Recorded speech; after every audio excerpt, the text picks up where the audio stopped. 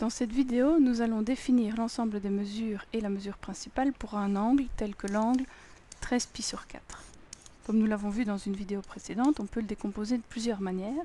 Le plus intéressant étant évidemment de le décomposer de sorte à avoir un des deux angles comme le plus grand multiple possible de 2π. Dans ce cas-ci, nous avons 8π sur 4 plus 5π sur 4, qui donne après simplification 2π plus 5π sur 4.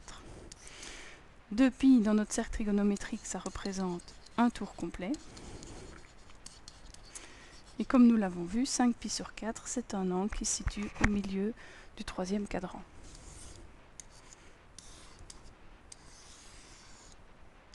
Le voici.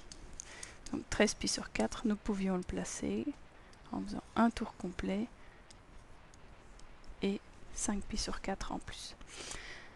On va commencer par la mesure principale. Alors la mesure principale doit toujours être comprise entre moins π et π.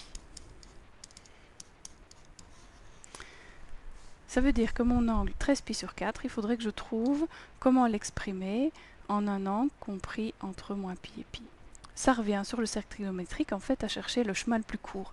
Dans ce cas-ci, le chemin le plus court en partant du demi-axe positif des abscisses, ça revient donc à faire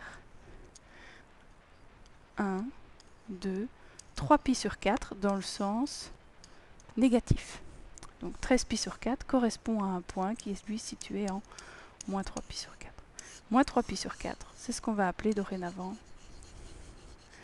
la mesure principale de l'angle 13π sur 4. Il reste à définir l'ensemble des mesures.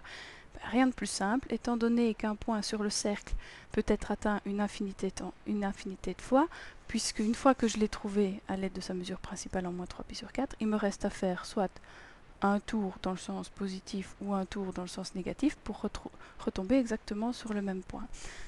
L'ensemble des mesures va donc s'exprimer de la sorte.